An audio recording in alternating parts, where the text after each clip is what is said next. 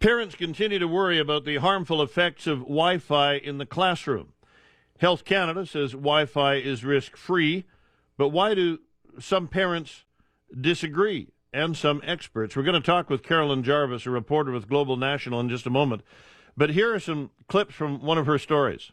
There are children getting sick, and I don't think it's worth the risk. I really hate sending her to school, given the environment that she's in. He would often complain of heart palpitations or chest pains. I'd start getting headaches, foggy vision, and just all weirded out. To expose my kids knowingly is very frightening for me. For me as a parent, I find it incredibly frustrating and scary and sad that no one's even listening to the concerns of the parents. Carolyn Jarvis is a reporter with Global National. She's been covering this story. And Carolyn, hi, thanks for doing this. Thanks for having me, Bill. Tell me what your reaction is, having covered the story. Are there legitimate concerns? Well, I'm no scientist, so I'm not the person who's going to decide whether it's in fact scientifically based, but parents are certainly concerned, and it's certainly a very divisive issue. On one side, you've got experts who say it's absolutely safe, and you've got parents who claim that Wi-Fi is to blame. You can't deny the fact that these kids are coming home complaining of these symptoms. They say that they don't have Wi-Fi at home, and so when they come home, the symptoms abate. When they're home on the weekends, they're not symptomatic either. And their parents are pointing the finger squarely at the Wi-Fi in this case. One of the most simplest ways they want to figure out whether it is in fact to blame is to yank it from the schools or to turn it off for a period of time to see whether or not those symptoms ease. But thus far, no school board has permitted that to take place. But aren't you exposed to Wi-Fi in all kinds of places? I mean, I'm damn sure I am right now. Well, yeah, you are. The argument is that there exists a subset of the population that is what's considered electro-hypersensitive. So that means a very small number of people that react to very low levels of radiation. It's whether or not you buy into that theory that is the premise of this argument. In countries like Sweden, they acknowledge electrohypersensitivity as an illness. In Canada, by comparison, we do not. So if we acknowledge that this illness exists, that people can be made sick by exposure to radiation, then it could possibly be, in fact, a case to be made that Wi-Fi is making at least some of these children sick. And the experts who say that it is harmful aren't claiming that Wi-Fi is going to make everyone sick. Heck, I'm on an iPhone now, and I feel fine. But what they're saying is that it could be possible that some kids are getting sick as a result of this, and that we should be taking a precautionary approach as a result, just as we do with peanuts. If one kid out of 1,000 is allergic to peanuts, we yank peanuts from schools on the whole. So if one child is getting sick from Wi-Fi and exposure to this sort of low-level radiation, we should take the same precautionary approach here and remove it from schools. You can have it at home if you want, but not in a public place. So, not in Starbucks, Wi-Fi's everywhere. It is everywhere. And so the experts aren't saying that you should remove it, but that places where parents don't have an option to remove their children from, such as a public school, there should be hardwiring, meaning you can still have internet, you can still have the advanced technology that kids want and parents want for their education, but the alternative is hardwiring their computers to internet access.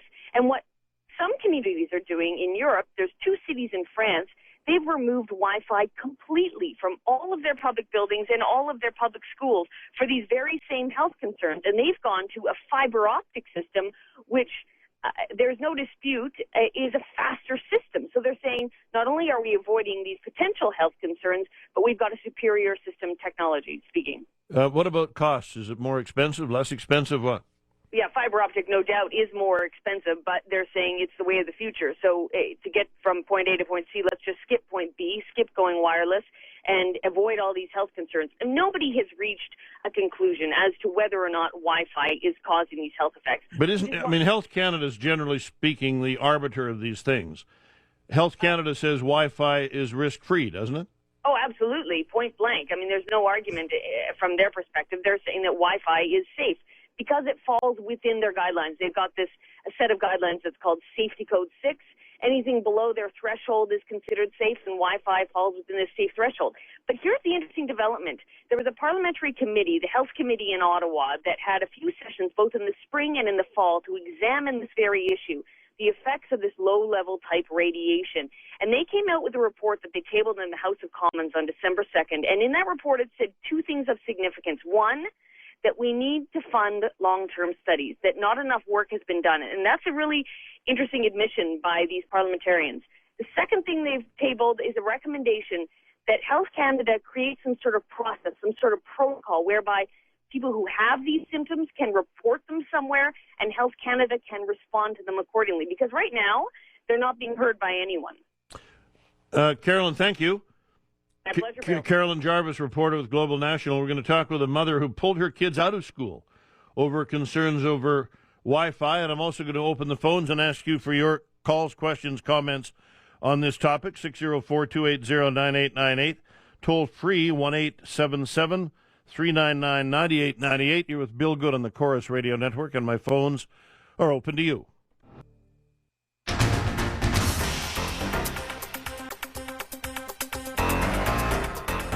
Over the past few years, Wi-Fi has become so popular that it's a selling point for hotels, a must-have for coffee shops, and a treat for anyone on BC ferries or even in public libraries.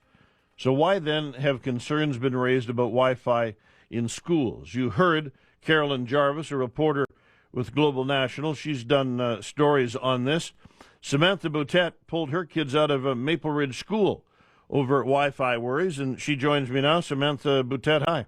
Hi. Why did you take how many kids have you got? I have two children. And you took them both out of school? They're both out of school. Why? So in October, I actually saw the global report done by 16 by 9 looking at children across the country who were all exhibiting the same sort of symptoms that were being attributed to Wi-Fi in their school. And at that point, our own daughter had been having the same sorts of symptoms for about a year and a half. And so looking into it more closely, I discovered that one of the routers in the school was right on the wall of her classroom, and it's proximity to the router that sometimes makes these children reactive to this kind of microwave radiation. So at that point, I approached the principal and started doing research on my own. And we got an organization to come to our school and give a presentation on it. And after hearing the information that they presented on these health issues, we pulled our children out of school the next day because no studies have been done to date specifically examining health concerns to children, nor have any studies been done examining low-level, long-term microwave radiation exposure. And children are not mini adults. They're physically different from us. Their skulls are thinner. They're in a state of growth and biological development. And so the sorts of health standards that we have for adults cannot really be extrapolated onto children. Now, you're a naturopathic practitioner, right? Yes, I am. Okay. You say there have been no studies, but BC's provincial health officer, Dr. Perry Kendall, says he's looked at the scientific literature, found a lack of evidence of any adverse health effects related to Wi-Fi. England's Health Protection Agency says people would need to sit in a Wi-Fi hotspot for a year to be exposed to the same amount of radiation they would get from a 20-minute call on a cell phone. So that's just not true. The Wi-Fi base stations actually transmit constantly, so they give off a pulse of 10 beats per second. So what they're talking about there is a data stream. So that's what happens when your cell phone powers up and you talk on it or you make a call. So this is not the same thing. The beacon signal is going constantly and at full power constantly. So this sort of microwave radiation is bombarding these children's bodies and brains for 6 hours a day, 5 days a week, the entire time that they're in school. And like I said, to date, there are absolutely no studies done specifically on children and having this sort of microwave radiation exposure. So what kind of symptoms were they both having them? No, only one of my daughters was having them. But you took them both out of school? I took them both out of school because after I found out what I have so far found out, it did not seem prudent to allow either of my children to be exposed to this microwave radiation for another day. So, I mean, here's my concern. In 1999, the Royal Society reported to Health Canada that the long-term effects of non-thermal microwave radiation were unknown. At that point, they suggested to Health Canada that the exposed population be observed over a number of years and then document the health effects. This is the definition of human biological experimentation. No one has asked for my permission to experiment on my children in this way, and biological experimentation on children is, quite a it has a lot of rules around it, and so the school board and our country is contravening the Nuremberg Code, the Canadian Tri-Council Policy Statement, the Canadian Charter of Rights and Freedoms, and the United Nations Declaration on the Rights of a Child by exposing our children to this sort of radiation that has no long-term exposure studies without asking for anybody's consent. Let me take some calls. Rick, good morning. Good morning, Bill. How are you? There's a lot to be said here, whether or not there should be Wi-Fi's in schools or not. And maybe there's a strong argument to pull them out of there, and I'd even go so far as putting in jammers for cell phones on them. But the bottom line, in this world with so many devices that people have, whether it's your iPod or your pad or your cell phone or, gaming machines, we're now in a world, and we've set ourselves up in a world that's going to need Wi-Fi. These devices don't have access, and you can't really plug in. A lot of them can't be plugged into wall units, into Cat 5 or Cat 6 jobs. And certainly fiber optics, although it sounds great, is great for long haul or point to point into buildings. But once you get there, it's got to be something that's going to be cost effective to the customer that's going to be supplying it. And you cannot have data ports sitting there that people can hardwire in. So we've gone past that. The horse is out of the barn. You can't close it now. Maybe we can focus on some smaller areas like schools and getting it out of there. But as of a global thing, I don't know about what your house is like.